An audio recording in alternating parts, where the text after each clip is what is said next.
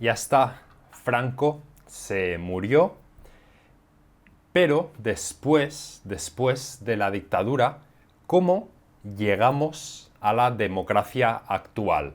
¿Fue fácil o fue difícil? Hoy lo vamos a ver y quizá habrá alguna sorpresa.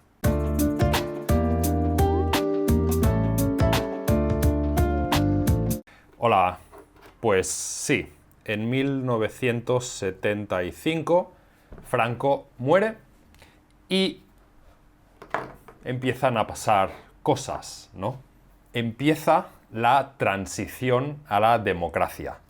En ese momento había tres opciones. La primera opción era que continuase el mismo sistema político. Seguían las mismas leyes. El jefe de Estado, en vez de ser Franco, pasaba a ser el rey Juan Carlos I, el rey Juan Carlos I.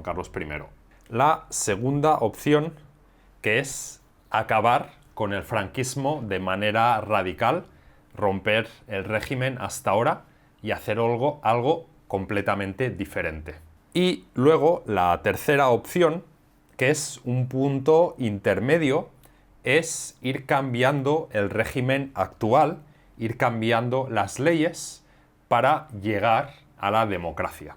Entonces el rey, Juan Carlos I, él abogó por la opción C, por no romper completamente, pero sí avanzar hacia la democracia. Entonces, en aquel momento, el presidente era Arias Navarro. Arias Navarro, él quería la opción A, quería continuar igual.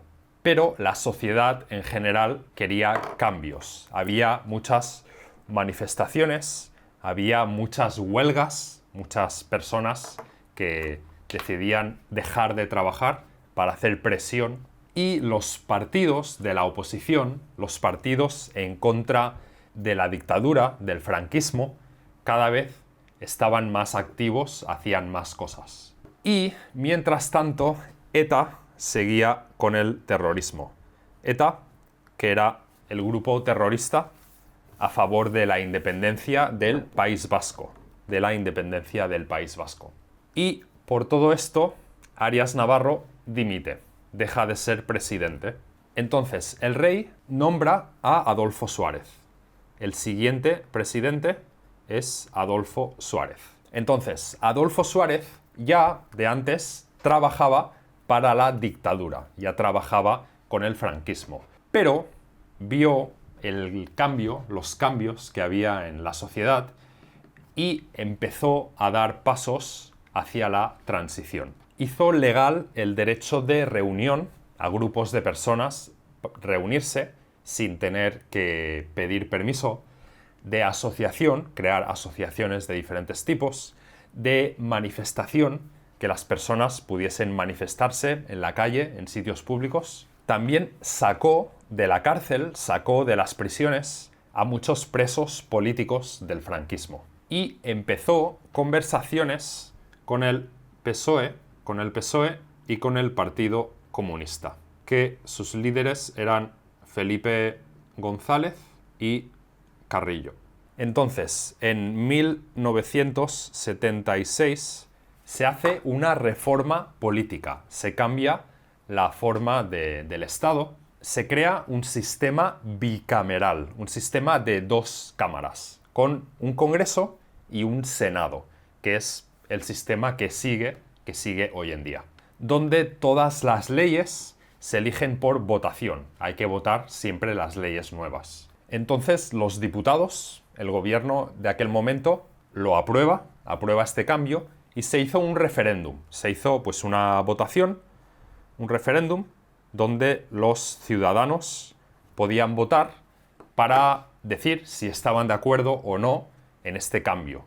Y salió el sí. El 94% de las personas estaban de acuerdo en hacer que fuera un sistema democrático. Entonces, después de esto, se hacen elecciones, se hace una votación para elegir quién serán los miembros del Congreso y del Senado. Mientras tanto, ETA sigue con sus actividades y también hay violencia por miembros de la extrema derecha contra ETA y otros tipos de violencia. Entonces, en este momento se legaliza el Partido Comunista, se hace legal el Partido Comunista. Esto a los militares, el ejército, pues lo recibió mal, no le gustó, y los franquistas, que estaban a favor de Franco, pues tampoco les gustó. Luego, en 1977, se hacen las elecciones generales del gobierno, y en las elecciones ganó UCD, ganó Unión de Centro Democrático, que es el partido de Adolfo Suárez. Entonces Adolfo Suárez seguía siendo el presidente. El número 2 fue el Partido Socialista, luego el Partido Comunista y luego Alianza Popular. Ganaron en este orden, pero UCD no ganó de mucho y hubo que hacer pactos para poder gobernar. Entonces, durante este tiempo se hacen ya algunos pactos para combatir la crisis económica. Se solucionan algunos problemas de la crisis económica que había en España. También en este momento Adolfo Suárez empieza a promover las autonomías, las comunidades autónomas, que es lo que se acabó haciendo. España se acabó dividiendo en comunidades autónomas, ¿no? Entonces, en 1978 se aprueba la Constitución española, que todavía sigue vigente hoy en día con pocos cambios. Entonces, esta Constitución se aprueba con un referéndum también y la votaron a favor la mayoría de los españoles.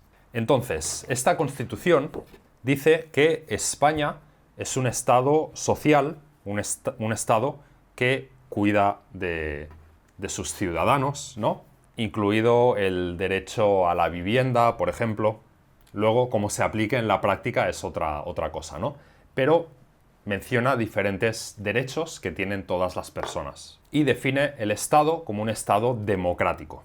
Define el país como una monarquía parlamentaria. Es una monarquía, tiene rey, pero el rey no tiene poderes para hacer leyes o decir qué leyes se pueden crear y qué leyes no, qué leyes se pueden aprobar y qué leyes no tiene esos poderes. Y es un país parlamentario en el que escogemos nuestros representantes en el gobierno y ellos son luego los que hacen las leyes y las aprueban.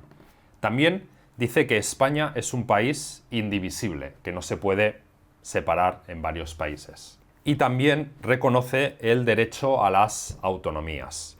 Define ciertas autonomías como regiones tradicionalmente autónomas con derechos culturales, digamos, separados, que automáticamente pueden crear sus propias leyes y crear lo que llamamos el Estatuto de Autonomía, que es un tratado sobre la relación que tiene la comunidad con el país, ¿no? Y hay ciertas regiones que automáticamente reciben este tratado de autonomía, como Cataluña, País Vasco, Galicia, Andalucía, quizá Andalucía, no estoy seguro. Y las demás comunidades también tienen la opción de hacer este estatuto de autonomía si lo deciden, si la comunidad decide que quiere esta medida adicional de autonomía, ¿no? Entonces, el rey se reconoce como el jefe de Estado y como el jefe de las Fuerzas Armadas, del ejército. En la práctica, no sé si eso realmente se aplica de alguna manera concreta. Que yo sepa, hoy en día el rey no influye las acciones militares del ejército español. Entonces, no sé si es más un título simbólico que nada, ¿no? Pero sí que el rey aparece en desfiles militares y en eventos públicos relacionados con el ejército español. Con la Constitución también se elimina la pena de muerte. Deja de existir la pena de muerte, la pena capital. Y el Estado se convierte en un Estado laico, en un Estado aconfesional, en un Estado no religioso. El Estado, en teoría, según la Constitución, pasa a estar desconectado de la religión católica, que hasta entonces era una parte más del Estado. En verdad sigue habiendo conexiones y sigue habiendo casos especiales y leyes especiales para la Iglesia Católica, pero según la Constitución el Estado es laico y no debería afectar la religión a el Estado y a la toma de decisiones, ¿no? Entonces, la Constitución también establece la libertad de prensa, que los diarios pueden publicar las noticias sin tener que pasar primero por un censor, por una censura del Estado. También se crea el derecho a huelga, se permite que la gente haga huelga, deje de trabajar para hacer presión, y se separa el gobierno en tres ramas en principio independientes, tres poderes, que es el poder legislativo, de crear o de eliminar leyes, el poder ejecutivo, que es el gobierno, son las administraciones, los ministerios que deciden cómo se va a aplicar la política del gobierno, cómo se va a gastar el dinero, etc.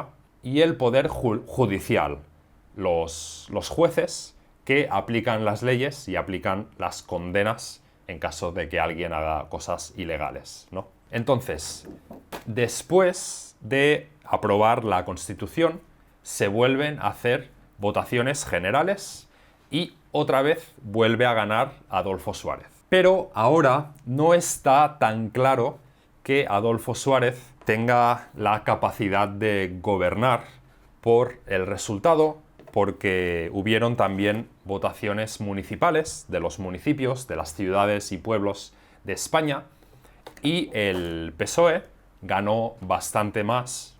En Cataluña y País Vasco perdió Adolfo Suárez y ganaron los nacionalistas de cada región.